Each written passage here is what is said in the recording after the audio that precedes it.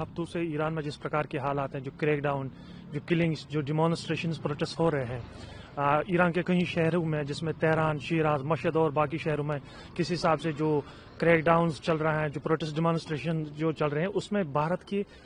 इस बीच भारत के 3,000 स्टूडेंट्स के आसपास जो ईरान के कई शहरों में पढ़ रहे हैं, मेडिकल कोर्सेज बेशतर कर रहे हैं। उसमें कश्मीर घाटी से 2,000 के आसपास स्टूडेंट्स हैं जो वहाँ अलग अलग कोर्सेज पढ़ रहे हैं। तो चूंकि वहाँ इंटरनेट सर्विस मुअत्तल है, सब कुछ ठप है, उस वजह से जो घर में उनके भारत में उनके जो परिवार हैं, जो उनके सदस्य, वो काफ़ी ज़्यादा परेशान है, वो काफ़ी डरे से हुए, सहमे से हुए हैं। 5 दिन से उनके पास कोई लगातार कोई कम्युनिकेशन नहीं है उनके स्टूडेंट्स के जो वहाँ पढ़ रहे हैं, या उनके परिवार के जो सदस्य वहाँ जॉब कर रहे हैं, या अलग अलग यूनिवर्सिटीज़ में वो जो है कोर्सेज, डिफरेंट कोर्सेज कर रहे हैं। डिस्ट्रेस में है पूरी परिवार। 4-5 दिन से कोई कम्युनिकेशन है नहीं। उन्होंने हमसे रिक्वेस्ट की थी कि आप भारत सरकार को चिट्ठी लिखिए, आप उनके साथ मामला टेकअप करें,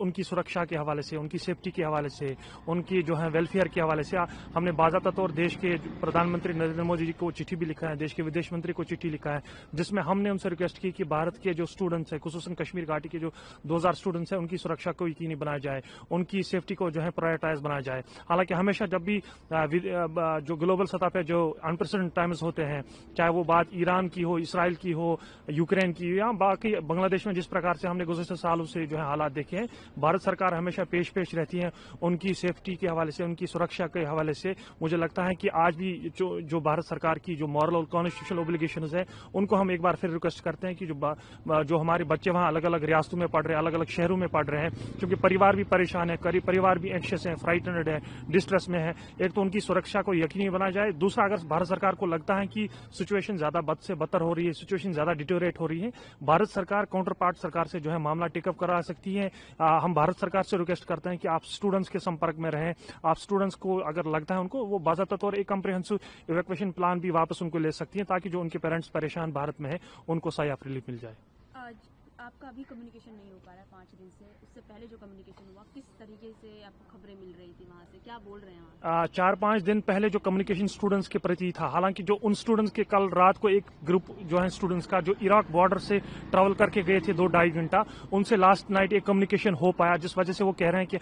ईरान में हालात बहुत खराब हैं। रात भर जो प्रोटेस्ट चल रहा है, दिन में तो ऐसे प्रोटेस्ट नहीं हो रहे हैं, लेकिन रात भर जो प्रोटेस्ट, डिमॉन्स्ट्रेशन और क्रैकडाउन हो रहे हैं, उससे काफी जगहों पे किलिंग हो रही है, और उससे बच्चे, हमारे जो स्टूडेंट्स हैं, वो काफी डरे हुए हैं, सहमे हुए, जिस वजह से उनके परिवार कश्मीर या बाकी देश के अलग अलग रियासतों में है,